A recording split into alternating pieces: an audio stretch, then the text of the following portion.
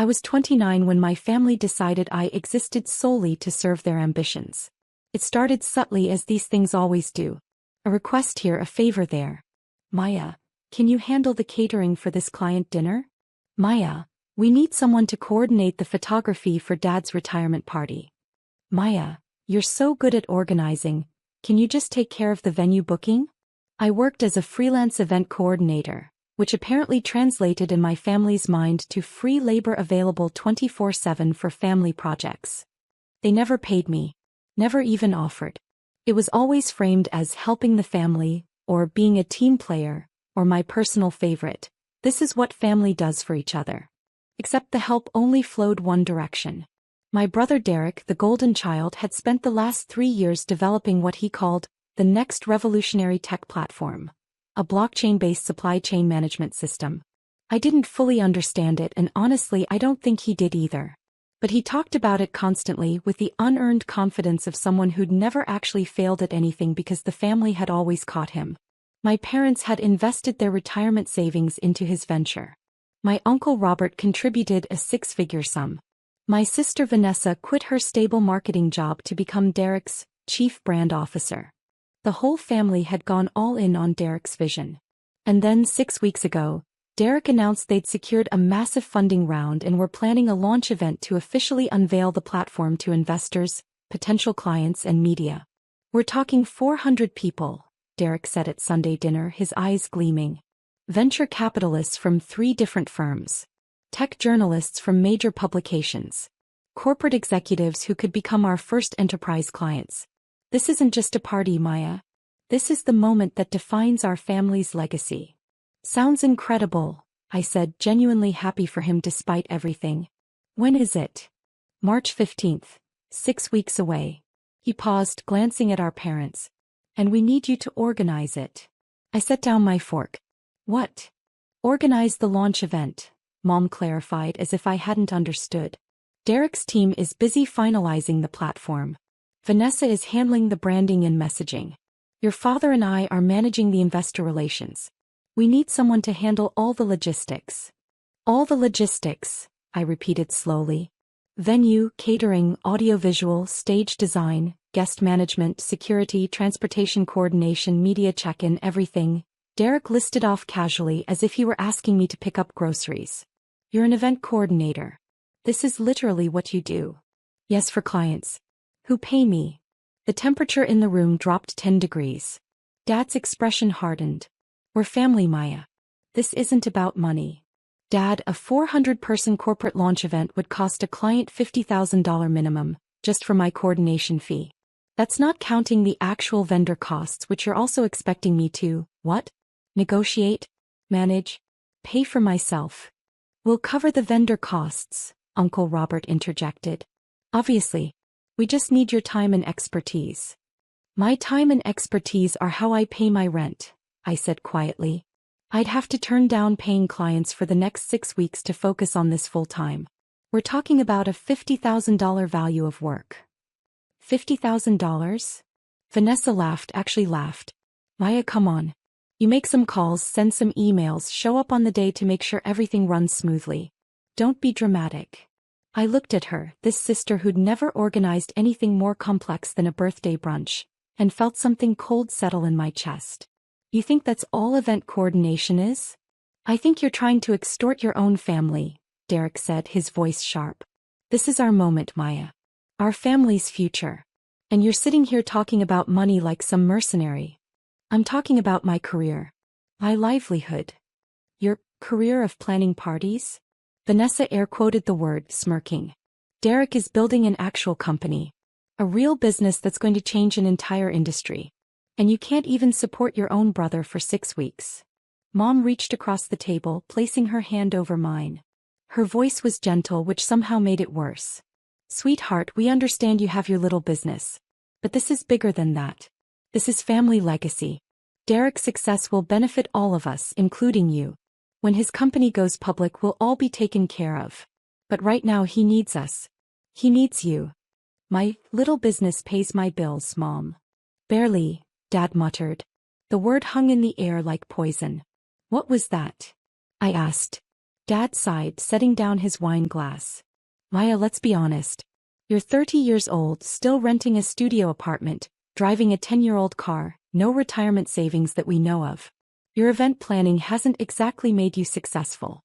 This is an opportunity to be part of something that actually matters. Something substantial. I'm profitable. I'm independent. I don't take money from anyone. No, you just hoard your time and energy like Scrooge hoarding gold, Vanessa said. God forbid you actually contribute to this family. I've contributed, I said, my voice dangerously quiet. I organized Mom's 60th birthday party. For free. I coordinated Dad's retirement celebration. For free. I planned your wedding, Vanessa. For free. I've given this family hundreds of hours of unpaid labor over the years. And we're grateful, Mom said quickly. But this is different. This is Derek's future. And my future doesn't matter? Don't be selfish, Uncle Robert said, his tone disappointed. We all make sacrifices for family. I looked around the table at their faces, expectant, entitled, completely certain of their right to my time, my skills, my life. Derek sat back in his chair with his arms crossed, waiting for me to fall in line like I always did. Vanessa was already scrolling on her phone, the matter clearly settled in her mind. Mom and Dad wore matching expressions of patient disappointment, like I was a child throwing a tantrum over bedtime. And in that moment I made a decision. Okay, I said simply. I'll do it. Derek's face lit up. Seriously? You'll organize the whole launch? Mom asked, hope flooding her voice. Every detail, I confirmed, my voice calm and steady. Venue, catering, AV, stage design, security, media coordination, guest management, transportation. Everything. I'll make sure your launch event is unforgettable. That's my girl. Dad beamed, raising his glass. See? This is what family does. We support each other.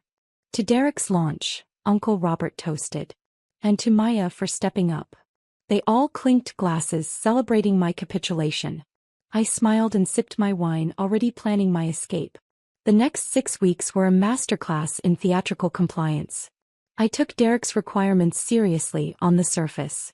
I scheduled meetings with venue managers, met with caterers, interviewed AV companies, consulted with stage designers.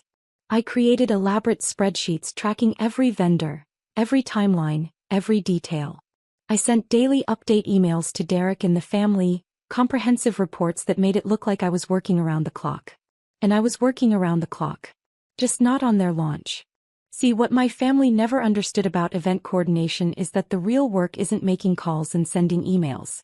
It's building relationships, establishing trust, creating contracts that protect everyone involved, coordinating dozens of moving parts into a synchronized dance that happens exactly when and how it's supposed to. It takes expertise. It takes experience. It takes time. And it takes actual commitment. I did meet with the Peninsula Hotel's event manager, a woman named Patricia whom I'd worked with on 3 previous high-end corporate events. We did discuss Derek's launch. I showed her the scope, the guest count, the requirements. This is easily a $200,000 event, Patricia said, scrolling through my notes. Venue rental, catering for 400, premium bar service, full AV production, stage construction, security, valet service, event insurance. Is your brother's company covering this? They're expecting me to coordinate everything, I said carefully. She looked up, confused. Coordinate or pay for? That's the question, isn't it? Patricia had been in the industry for 20 years. She understood immediately. Maya, you can't front $200,000 for a family favor. I'm not going to, I assured her. I just need you to understand that I'm showing you this, but there won't actually be a contract. I won't be putting down any deposits. I won't be signing anything. So you're documenting that I explored the options, I said. I'll send my brother a proposal with your venue. I'll CC you on the email. He'll see that I did the work, that I found the perfect location, that I provided all the details. What he does with that information is his responsibility. Patricia smiled slowly. You're good. I'm done being used. I repeated this pattern with every vendor. I met with elite catering company and got a detailed proposal for past hors d'oeuvres, a 3-course seated dinner, premium bar service, and a dessert display. Cost, $68,000. I sent it to Derek with my professional recommendation. I consulted with Prestige AV about their full production package. Staging, lighting, sound system, projection mapping, LED screens, live streaming capability. Cost, $45,000.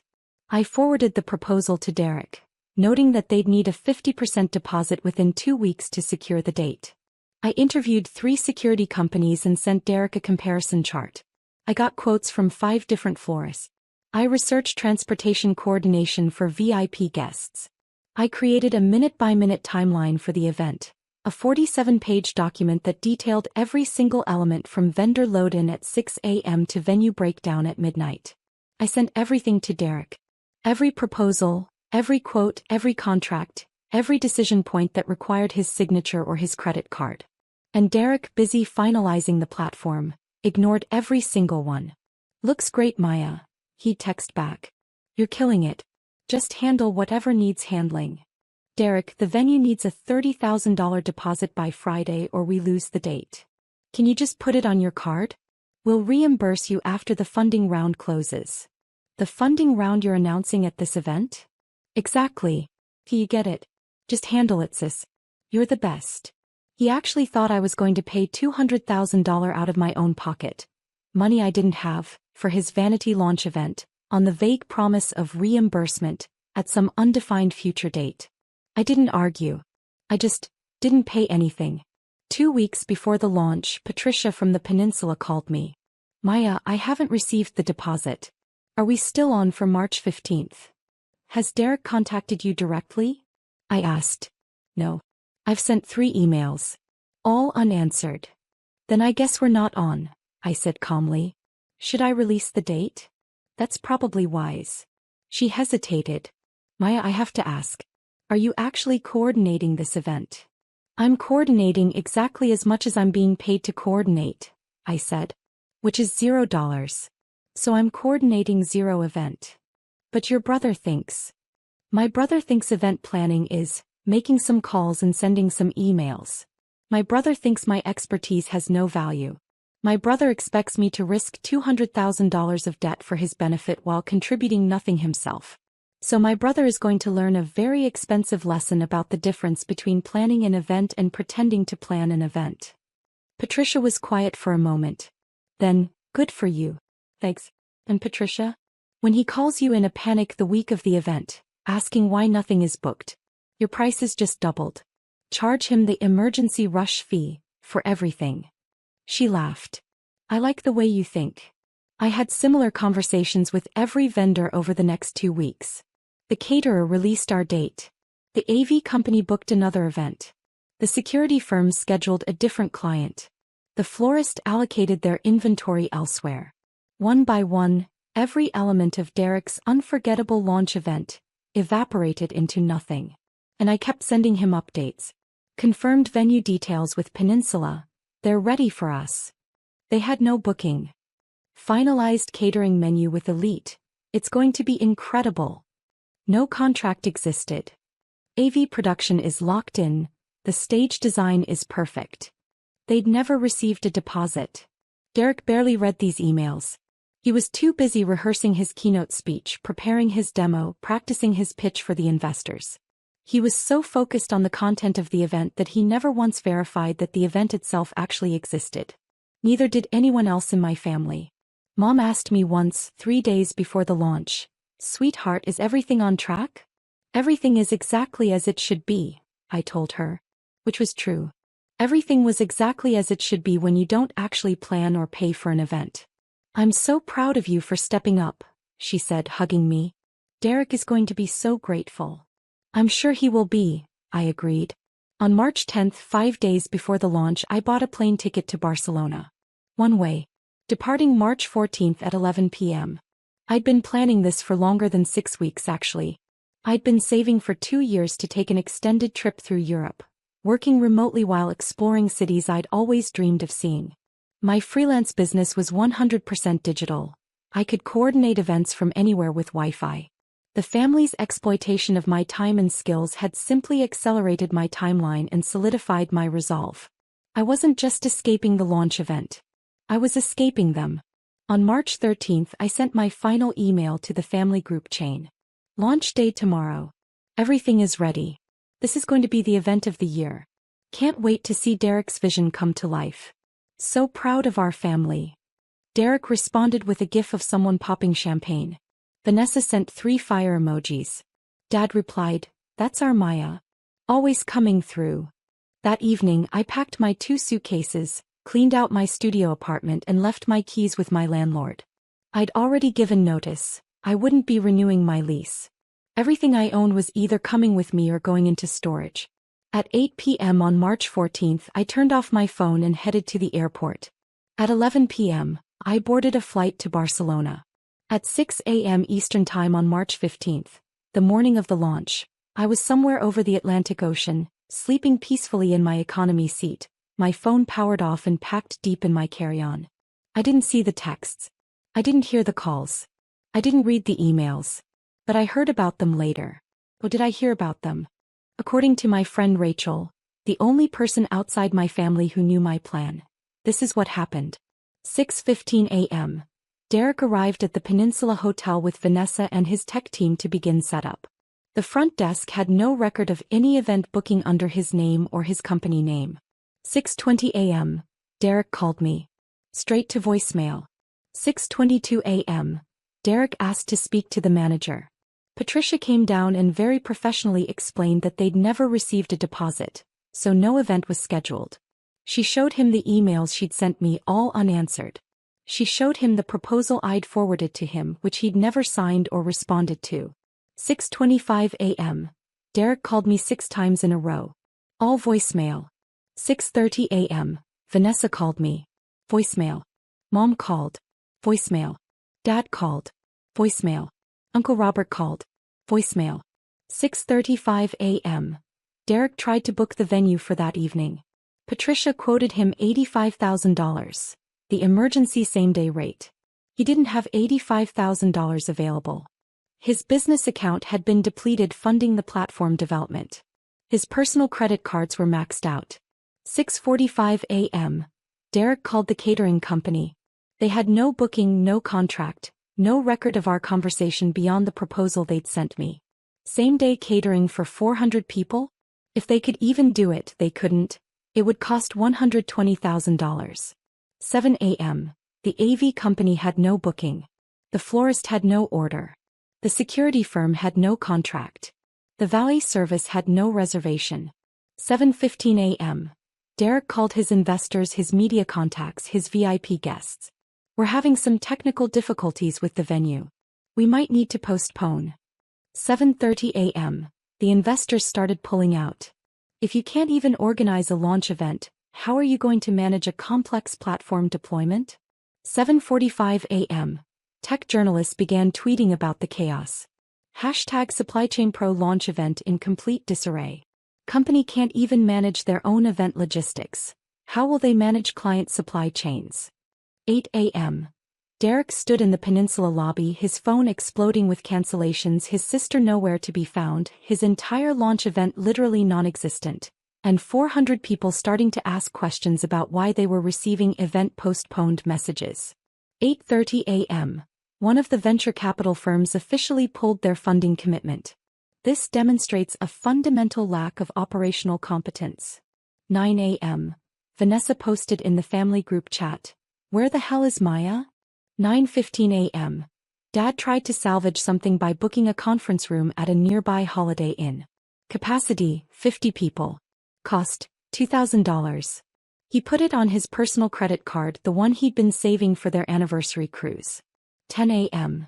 Derek gave his keynote presentation to 47 people in a Holiday Inn conference room with a projector that kept overheating, no catering, no stage design, no media coverage and no investors in attendance. 11:30 a.m. The second venture capital firm pulled their funding. Then the third. 12 p.m. Derek's revolutionary launch event was over. His funding was gone.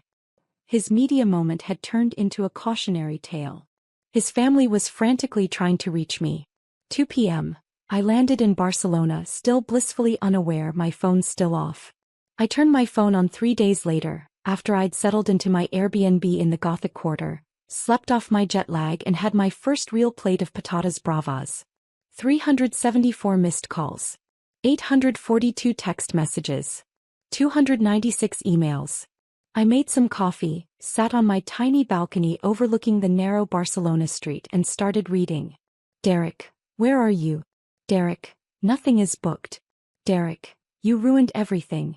Derek, call me now. Derek, my life is over because of you. Vanessa, you selfish bitch. Vanessa, you destroyed Derek's company. Vanessa, I hope you're happy. Vanessa, the whole family knows what you did. Mom, Maya, please call us. We're so worried. We just want to understand what happened. Dad, I'm extremely disappointed in you. This was cruel and vindictive. Call me. Uncle Robert, you've shown your true colors. Don't bother coming to family events anymore. And then, buried in the avalanche, Derek again. The investors pulled out. All of them. My company is dead. 3 years of work.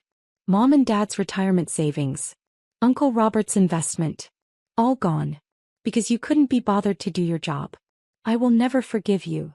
I sipped my coffee and composed a single response to the family group chat.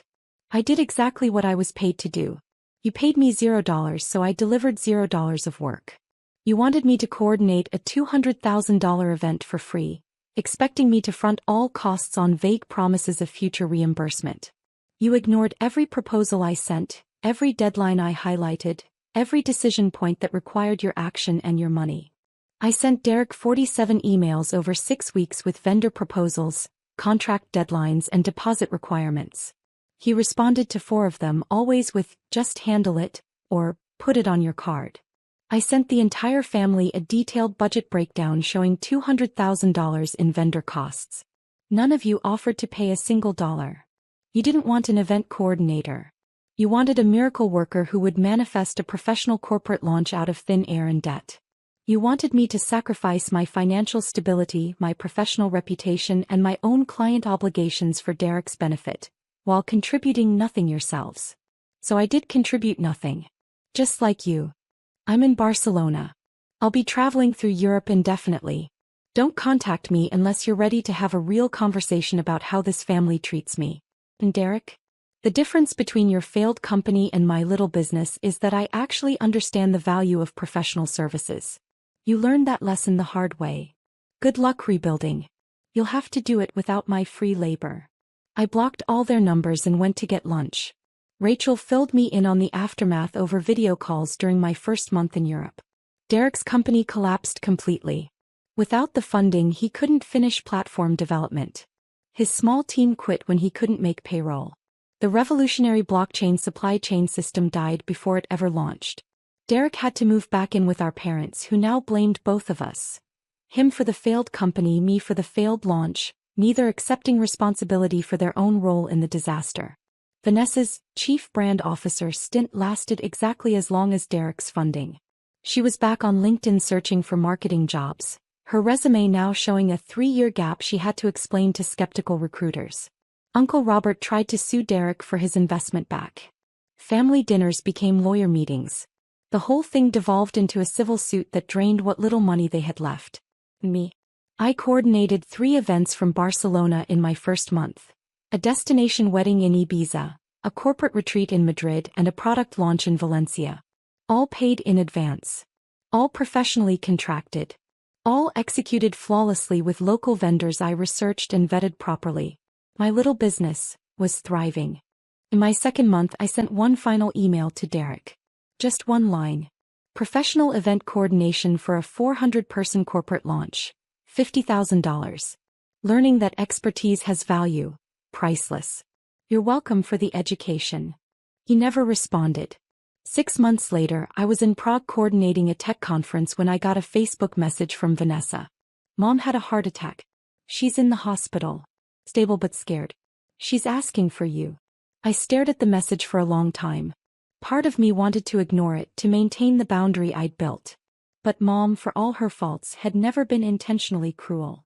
She'd been thoughtless, yes. Entitled, absolutely. But not malicious. I booked a flight home. The hospital room was tense when I arrived. Dad sat in the corner, his face drawn. Vanessa stood by the window, arms crossed. Derek wasn't there. Mom's eyes filled with tears when she saw me. Hi, Mom. I sat beside her bed, taking her hand. I'm sorry, she whispered. For all of it. I didn't understand. I thought we were just asking for help. I didn't realize we were asking you to sacrifice everything. I know. He's angry. But he's also lost. The company failing broke something in him. That's not my fault, I said gently but firmly. Derek's company failed because he didn't prepare properly, didn't secure his funding correctly, and didn't take professional logistics seriously. The launch disaster was a symptom, not the cause.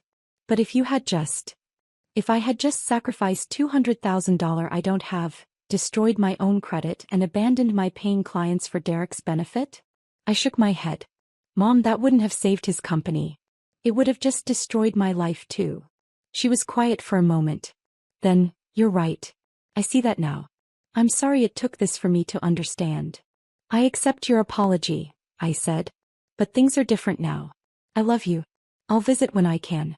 But I'm not your free labor anymore. I'm not the family's backstop. I have my own life and I'm finally living it. Mom squeezed my hand. Tell me about Barcelona. So I did. I told her about the Gothic Quarter, about coordinating events across 3 countries, about learning Spanish and making friends and discovering that I was actually good at building a life on my own terms. She listened. Really listened. And for the first time I saw something like respect in her eyes. Vanessa left without saying a word. Dad nodded once as I stood to leave, which was probably the closest to an apology I'd ever get from him. Derek never came to the hospital while I was there. I'm writing this from a cafe in Lisbon, 2 years after the launch that never happened. My business has tripled. I coordinate events across Europe now, working with clients who value expertise and pay accordingly. I have savings. I have retirement accounts. I have a life that doesn't revolve around family obligation. Derek eventually found a job at a mid-sized tech company. Not a founder, just an employee. I heard through Rachel that he's doing okay, but the shine is gone. He doesn't talk about revolutionary platforms anymore. Vanessa got married and invited me to the wedding. I declined. She hired a professional event coordinator and paid them appropriately. Mom recovered from her heart attack. We video chat once a month. Our relationship is better now, boundaried but real. Dad and I don't talk. That's fine. People ask me sometimes if I regret it. Letting Derek's launch collapse, watching his company fail, walking away from my family at their moment of crisis. I don't. Because it wasn't their moment of crisis. It was their moment of consequence. They wanted free labor disguised as family loyalty. They wanted professional expertise without professional respect. They wanted me to set myself on fire to keep them warm. And when I finally said no, not with words but with action, they learned what they'd been taking for granted all along. My time has value. My skills have value. My life has value. And I'm done pretending otherwise to make my family comfortable. The launch failed because Derek never planned for it to succeed. He planned for me to sacrifice myself ensuring his success, without ever having to acknowledge what that sacrifice cost me. So I let him fail. And then I flew to Barcelona and finally started succeeding on my own terms. That's not cruelty. That's not revenge. That's just boundaries. And sometimes, the kindest thing you can do for people who take you for granted is let them experience life without you. Let them discover what they had. Let them learn what they lost. Derek's empire crumbled before it began because it was built on the assumption that he could exploit my labor forever. I'm in Lisbon now, coordinating a 3-day international summit for a client who paid my $50,000 fee up front, who treats me with respect, who values my expertise. Derek is in Mom and Dad's basement applying for jobs and blaming me for his failures. The difference between us is simple. I understand that success requires actual work, actual investment, actual respect for the people who make things happen. Derek thought family obligation could substitute for all of that. He learned otherwise at 6:15 a.m. on March 15th, standing in a hotel lobby with no booking, no event, and no sister willing to save him anymore. And honestly, that's the greatest event I never coordinated.